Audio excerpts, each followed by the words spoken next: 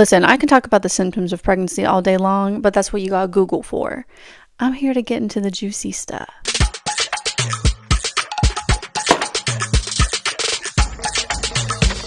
Hello, everyone. I'm super excited about this episode because, yes, if you don't follow me already on social media, which one you should, I've already announced to everyone that I'm pregnant. Yes, thank you. This is round number 3 for me. I'm tired. I'm just trying to survive out here being pregnant with 2 children already. So in today's episode, I want to get into everything pregnancy. If you are looking to become pregnant or this is your first pregnancy, this is going to be a wonderful podcast to listen to. So this is going to be about the realness of pregnancy and things that you did not expect to come up that might come up. Now listen, I don't want this to be a video where I'm saying like, oh, pregnancy sucks. Oh my gosh, I'm so tired of being a mom. Oh my gosh, I hate my kids. Because that narrative is pushed out in social media so much, especially nowadays. Like, I'm really tired of clicking on videos of moms expecting to see like maybe some kind of advice or just like a cute little family. And instead I'm trying to see that relatable mom of her just telling us how much she doesn't like her kids. I don't know why that's like the new fad now. First, I want to talk about the initial shock that you get when you first find out you're pregnant. Listen, I'm on number 3. I've said that like 47 times already since the beginning of this podcast. Every single time, like, it's still a shock. It's like, oh, I'm doing it unprotected. Shocker. I don't know why I'm shocked every single time I get pregnant.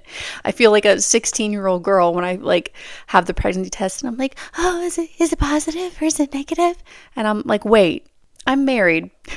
Like, this is okay. But there is something about when it's your first, when you get that first positive pregnancy test, man. Oh, I remember the feeling. I was crying so hard because of course I was happy. I was already like in a good place in my life. I was already married. I know there's like different circumstances for a lot of people out there based on like how they feel when they first get that positive test. But I was so happy. I was so shocked. I mean, you don't know what's going to come, right? That's like, I think that's being pregnant is probably the most pivotal moment in a woman's life. Because yeah, you got marriage, new career, you got a lot of things coming your way that have also is going to make you happy, a little scared, a little shocked, a little like, oh, how is this going to go? But girl, pregnancy, ooh, that's something different. You become an alien after that. Your whole life for the next 9 months is going to be a Google search. Me and Google, we were best friends and we were frenemies. But one thing that I wasn't prepared for that like came with finding out and starting to tell your family and your friends, like it's beautiful. It's a beautiful moment. Like everybody's so happy for you. Depending on your situation, I know people have different families and have had things different. But for the most part, everybody just becomes so invested in you and your body. And it's weird because every single time you meet a friend or a family member, it no longer becomes, oh, hey, how are you? How's work? How's life? What have you been up to? It's literally like, oh, how do you feel? Are you okay? Are you going to throw up right now? Are you sweating? You look like you're sweating. Do you feel heavy? Nauseous? Ooh, look at your tummy. Your tummy looks bigger. I saw you 3 days ago and I'm going to see you 2 days in the future. But every single time I see you, I'm going to let you know you look bigger. That was one that really got me. I was like, oh, God bless them. But my husband's side of the family, like his parents, they're so loving. They're so amazing. But every single time they would see me, I see them every single week at church. Even now, on the 3rd pregnancy, it's still like an amazement to them. And they're so nice and so sweet. But like literally the first thing is always like, oh, you look bigger. Like, yes, baby in me growing. Thank you. So that's one thing that you're just going to have to get used to. You're going to have to push past too. If you have a lot of like body issues or you have had a lot of mental bodily issues in the past, that can kind of mess with you. But listen, you gotta push that away and don't be so sensitive about that because people are excited to see you grow. They're excited to see a baby grow, especially if this is your first pregnancy. Sometimes people just don't know what to say. If they're like, oh, you're so big, like I don't really get the fad or like I don't really get why a lot of women get so pissed at that because I'm like, bro, that's supposed to happen. Like You're supposed to get bigger. You're supposed to gain weight. You're supposed to look puffier. Like you're literally growing a human inside you. Like you expect to stay the same pant size? No. Girl, this pregnancy, I could not fit in my pants. Like at week 7. Oh gosh, I'm getting so big. I hope it's not twins. Anyways, or people are just automatically going to start saying you're glowing. It's like, girl, you found out I was pregnant 2 weeks ago. And now you're just saying this.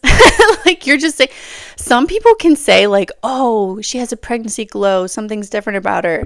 Like something's different about her eyes, her skin. I can't see that. No, some people, I have had like, it was like my husband's aunt and she was like, you look different.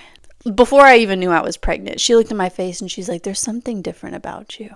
And I'm like, And she's like, And the next week I found out I was pregnant and I was like, you know what? You're right.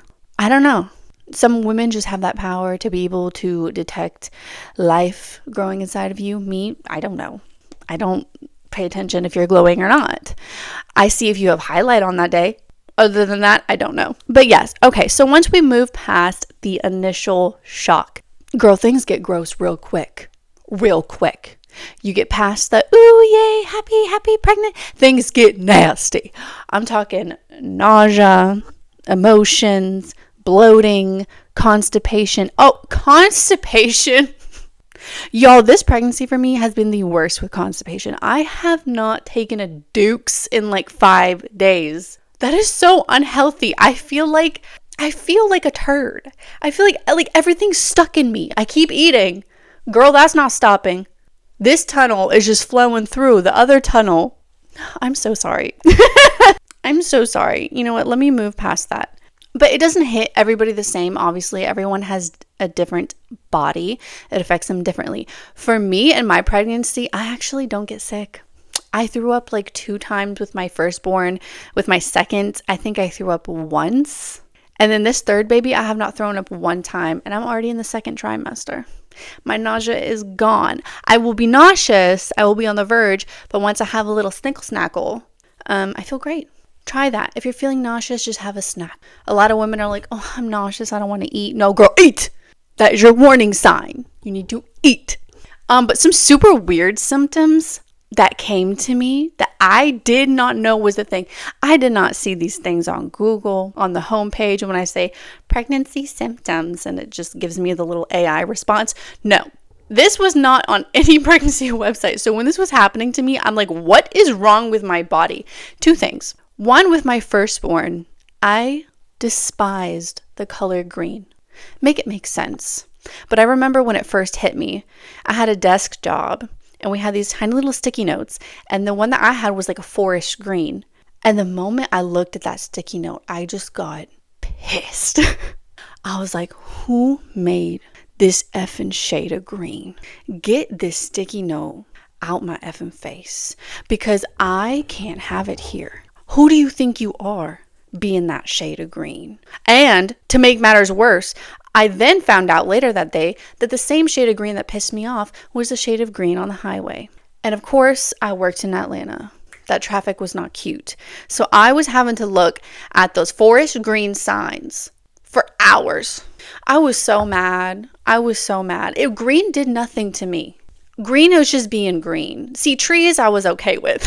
It was something about the signs and the sticky note. It might have been traffic and work that really just sparked it, but the color green, I said, But anyways, the second symptom that was super freaking weird, I was like, what's happening to me? Was with my second son, and girl, I was spitting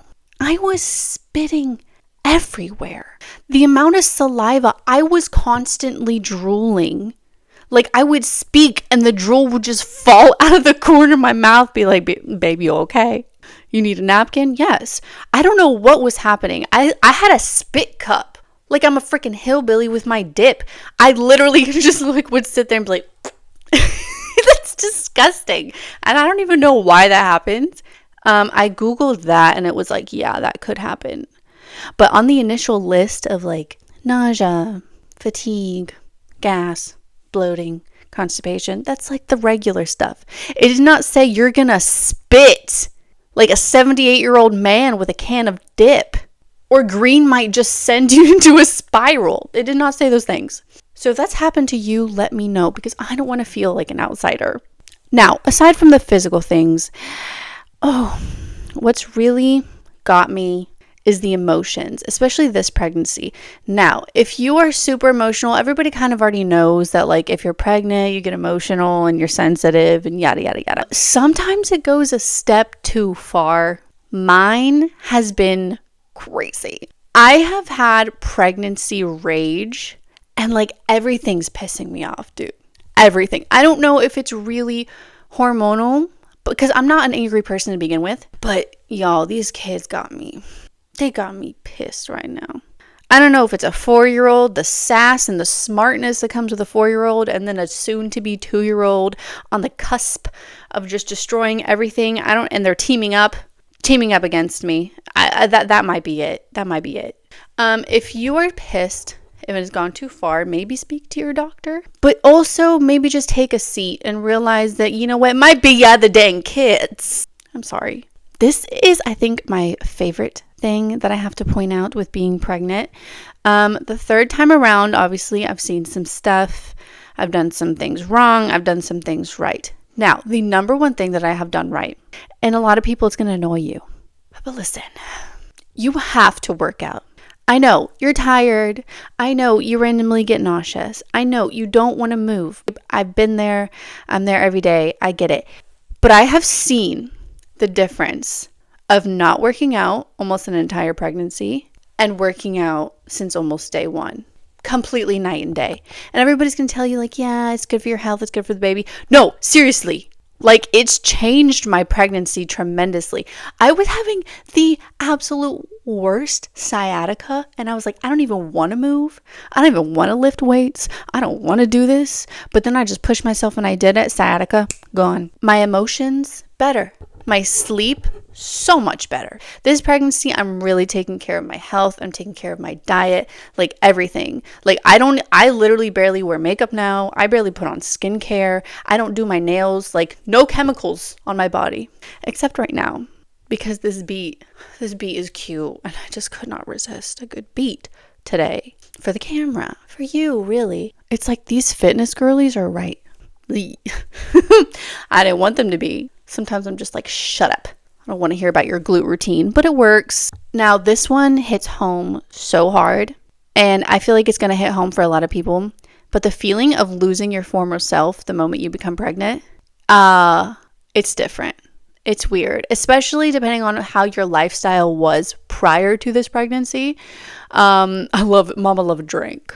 And once you get pregnant, you obviously you can't do those things anymore. And so it really does test who cares about you the most in your life. Like, who's going to hit you up? Who's going to still want to hang out with you, even if you just like literally want to sit on the couch and do absolutely nothing. And not only can it cause you to lose friends, but it can cause you to like lose hobbies.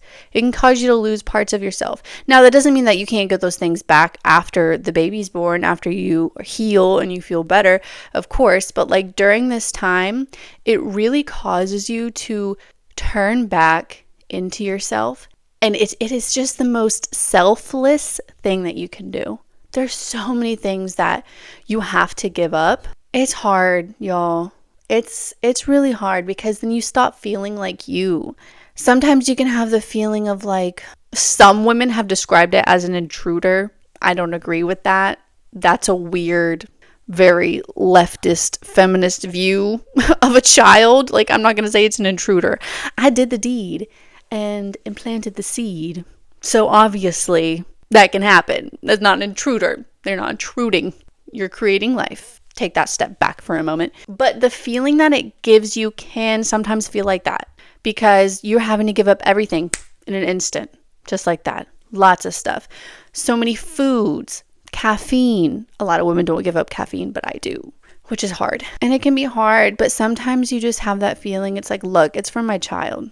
You know, I have to break that generational curse. I want my child to be so much better than me, so much healthier than me. And so sometimes that thought process can actually keep you going and make it a lot easier. And that's what's helped me through it, because sometimes you can find yourself feeling a little bit resentful. And the moment I start feeling like that, I just pray And I just say, God, just help me not feel like this. Help me welcome this child and not want to crave worldly things, because I'm giving this stuff up for the health of my baby, not because it's some New Year's resolution that I'm trying to kick. But once you start thinking like that and praying like that, promise you, it'll be smooth sailing after that. It'll be a lot easier. And pregnancy could help you kick a lot of the bad habits that you already have. So it could be a win-win situation. Now, what comes along after that is what I like to call information overload, which can make you feel not ready. It can really like turn things upside down and be like, oh dang, things really are about to change. Because you have Google. You're going to Google everything. Everybody tells you not to, but I know you're going to do it. I did it. I still do it at times, this third time around. But you're going to Google every single symptom. Your friends are going to talk to you about their pregnancies. Your families, your sisters, your aunts, they're going to talk to you about their pregnancies and what to do and what not to do. Everybody's going to have difference in opinions on how that you need to treat your own pregnancy and your own body. Then you're going to have the grandparents step in, your own mother, father, or your in-laws. They're going to tell you their experiences, which is important. You should get difference in opinions at times, but you have to like put yourself mentally in that state and be like, these people are just telling me these things because they love me and they love their future grandchild, nephew, niece, whatever. I had to learn that with the first pregnancy. I was like, I really don't think this is a big deal. Why are you telling me to stop this? Take a step back. You got to realize that these people just love you. And they just want what's best for you. And they're going to give you their opinion no matter what. You can either take it or you don't. That's honestly your only take. Just say yes. Say thank you for the advice. Step back. Choose to take it. Choose not to. It's as simple as that. You don't need to fight. You don't need to internalize it. Be like, why is she telling me this? Does she think she's a better mother than me? Girl, step back. You don't need to think that way. It's just going to make you feel bad. It's going to hurt the baby having those negative emotions. It's just whatever. Listen to the people that you truly care about. Listen to your doctors. Although not all doctors are right. Let me tell you that. That might be a different conspiracy conversation. Actually, not a conspiracy. Nothing's a conspiracy anymore.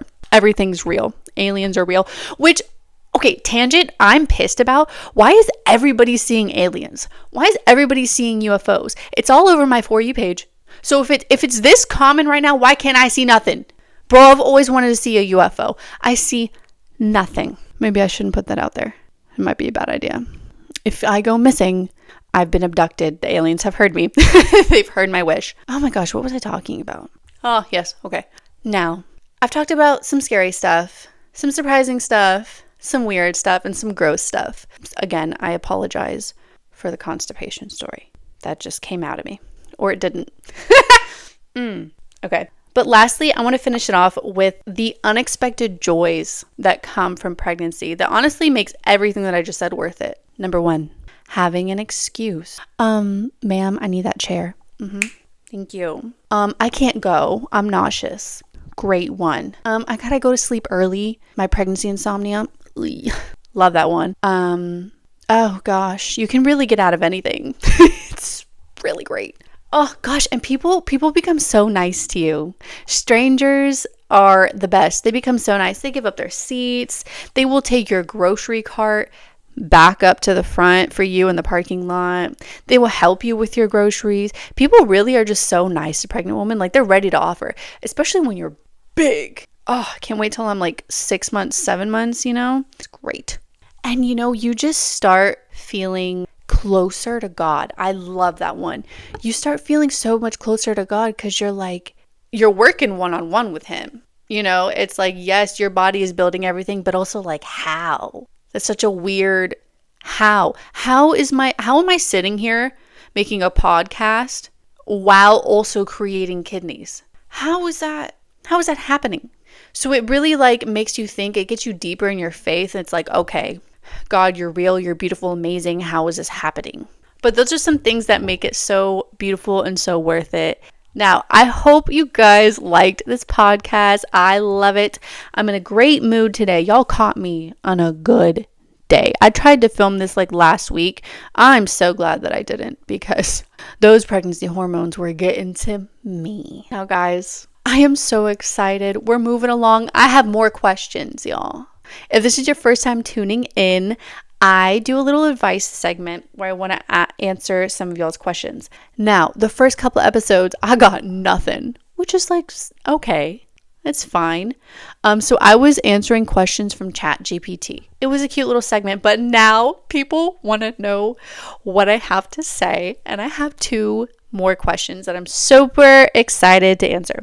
Now, this is from Sarah J. Sanchez 2854. Love your energy. Thanks, girl. Here is a question for your next podcast. How have you handled your postpartum journey with both of your kiddos in terms of mental health? Any challenges? Do you feel like your second postpartum was just as mentally hard as your first? Please make more videos regarding mom life. Girl, I'm already ahead of you. Now, I've handled postpartum, I would say, pretty well. Now, I think my case is a little bit different. Every woman handles postpartum so different because it hits them different, because we all have different bodies, different brains, different hormones. For me personally, with my first son, it did not hit me, really. I think the only thing that got me a little bit worried was I was like imagining that he's just gonna die, you know? But as far as like me being depressed or like me having negative feelings within myself, I never had that. It was just kind of like an instinctual fear against my child. Like, okay, he's gonna die, or I'm gonna be walking down the street and someone's gonna stab him, or someone's gonna knock into me and I'm gonna fall over with the stroller down a hill into a creek. You know, it was things like that. That kind of faded off for me though. I think towards like 6 months, maybe, that faded off. So it did get a little bit better. With my second child, I had absolutely nothing. I was fantastic. I felt amazing. Now, I don't know, because I've had 2 really good postpartum journeys, so I can't really compare it to anything bad. But I will say that I have done research that when taking omega-3 vitamins, it helps your mental health tremendously. I took that with both of my pregnancies, so that actually could be a reason why I felt okay. I know postpartum depression does run in my family too, but I never had it. So that could attribute to it. So I would say if you are scared of this, I would say definitely get vitamin D and take your omega-3s. I don't know, I'm no doctor. Take my advice with a grain of salt, but it does not hurt to try. I took them all throughout my pregnancy and throughout my postpartum. But to get this conversation rolling, I would love for you guys to talk to each other in the comments or ask more questions about this, because that is such a hard thing. I've had a lot of friends go through postpartum depression. I've had some family members that have talked about it, and it sounds awful. And I'm so sorry if you're going through it, or you know somebody that's going through it, because it's not fair. It's not a fair situation. We need to get help and we need to talk to each other, but we're all going to get through. Okay, for my last question, I have a really good one from xtren0707. And they wrote me, how do you deal with feeling that you are not enough when you do things that may not be what society expects? How do you keep loyal to yourself? I went to study a second major at a university, and I wanted to go to before, but I didn't do it for fear. Now I'm 26, I want to do it, but I'm afraid of all the judgment I will receive from everyone. They believe that I'm old for doing this. 26? Jeez. They believe I'm old for doing another major and changing my career, but I want to give myself a chance. That's actually a really good one. The feelings of feeling that you're not enough when you're doing something opposite of what society expects. Listen, this is going to be such a man answer. Because you know when you say something to a man and you're like, I'm anxious, and they're like, well, stop being anxious. Yeah, that's what I gotta say to you. I'm so sorry. Let me rephrase that. Listen, especially if you are 26, I know people that went back to college in their 40s, in their 50s, okay, that have completely changed careers way later in life. If anybody is telling you to stop because you're too old at 26, girl, kick them in the throat. you can really do anything in this world. If it glorifies you and it glorifies God, you can literally do anything. You can change your major. You can completely wipe out your life. You can move to a new country, move to a new city. It does not matter. You are going to determine your happiness, okay? Not your friends, not your family. They can give you their opinion. That's fine. Take it with a grain of salt. Like I said earlier in this podcast, say thank you for your advice. I love you very much, but I'm not going to take it. When you react like that towards people that are making you feel little, that just gives you the power to be able to switch it completely. And they can be like, oh, okay, well, they're actually very mature about the situation and they're actually really serious. So I guess they know what they're doing. I personally am in this point of my life where I literally do not care. I do not care about what people think about me anymore. I used to my whole life so much, so much. I cared about the opinions of other people. And I was so scared to tell my friends and families my real dreams of what I really wanted to do. I just felt stupid. But listen, we're on a floating rock. This is temporary. This is like not even real. This isn't like our real, true form. It sounds like a conspiracy theorist, but listen to me. Do whatever you want. That was a good one. I feel good. Those are some really good questions, guys. Honestly, please keep them coming. Please, what you can do is you can comment down below any advice questions you have. It doesn't matter. It doesn't matter if it's real life or if it's funny. Just talk to me. I'm happy, baby's happy, but I'm also hungry. Mama needs a snack. So I'm going to let you guys go. But thank you so much for listening today, guys. I love you so much. And remember, don't be dumb.